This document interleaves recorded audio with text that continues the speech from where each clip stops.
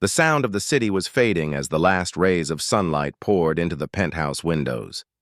Inside, Emily Carter, a tired young woman in her late 20s, hurriedly wiped the glass table before heading home.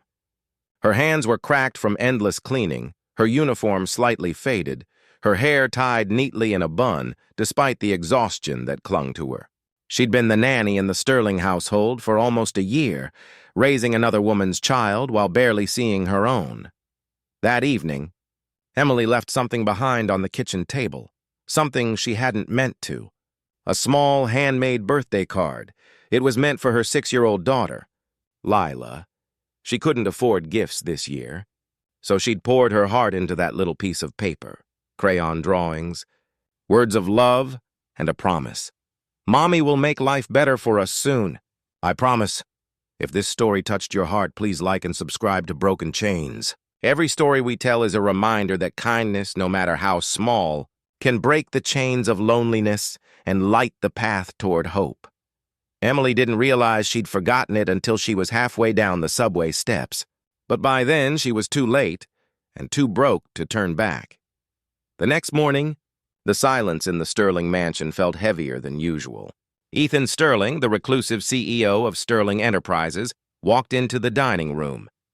His face was composed as always, early 40s, tall, perfectly dressed in a gray tailored suit, but his eyes carried that cold emptiness of a man who had everything yet felt nothing. He noticed the small card lying on the table. Curious, he picked it up. At first, he assumed it belonged to his son. But the handwriting, childish yet warm, and the words, "Dear Lila, I'm sorry Mommy can't be there for your birthday today. I'm working hard so one day we can celebrate in our own home. Don't stop believing in Mommy. Love Mommy." Ethan stared at it for a long time. He didn't even realize the room had gone silent. It hit him like a memory he didn't ask for. The loneliness, the birthdays spent alone after his wife passed, the ache of watching his own child grow distant because work always came first. For the first time in years, he felt something crack open inside.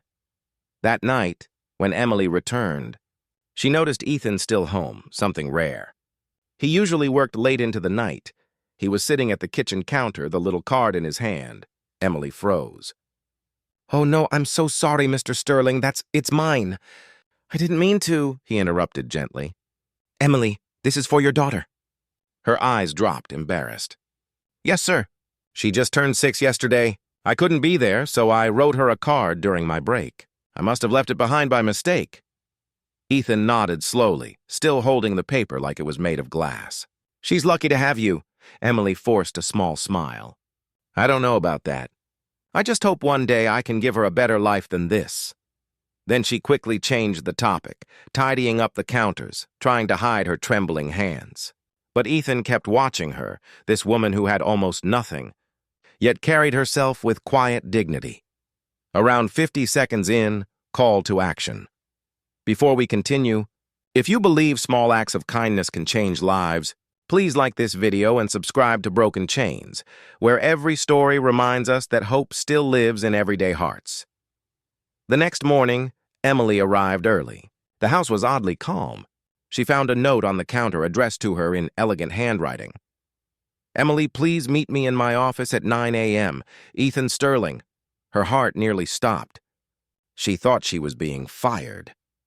When she entered his sleek, glass-walled office later that morning, Ethan was standing by the window overlooking the city. He turned when she stepped in, his expression unreadable. "Emily," he began, "how long have you been working here?" "Almost a year, sir. And before that?" "I cleaned offices, took care of elderly patients."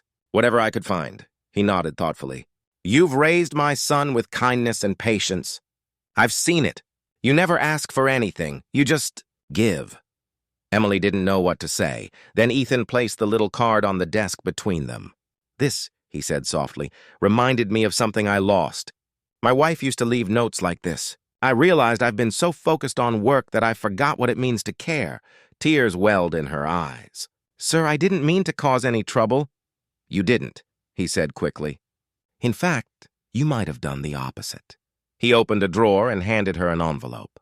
Inside was a check, with more zeros than she'd ever seen. Her hands shook. "Mr. Sterling, this must be a mistake." "It's not. It's a gift. You told your daughter you'd make her life better. Let me help you keep that promise." Weeks passed, and life began to change. Emily moved into a small apartment with her daughter, leaving behind the cramped basement she once called home. Ethan helped quietly, never asking for thanks, never crossing lines, but their paths kept crossing. His son adored Emily's daughter.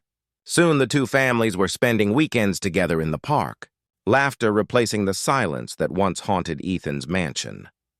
One Sunday afternoon, while the kids chased bubbles under the golden sun, Ethan looked at Emily and said softly, "You know, I used to think money could fill every empty space, but then I realized it's people who do that." Emily smiled, tears glistening in her eyes. "Sometimes the smallest things, like a card, can remind us what really matters." He chuckled. "You changed more than your daughter's life, Emily. You changed mine, too." Months later, on Lila's next birthday, a knock sounded on Emily's door. When she opened it, Ethan stood there, with a small pink box and a gentle smile. Inside was a card, written in crayon, signed by both Ethan's son and himself. "Happy birthday, Lila. You reminded us all what love looks like." Emily's voice trembled. "You didn't have to." "I wanted to," Ethan said. "Because family isn't always the one you're born into. Sometimes it's the one life gives you when you least expect it." Tears streamed down her face as Lila ran to hug him. And for the first time, Emily realized her simple act of love had changed not just one life, but two broken hearts.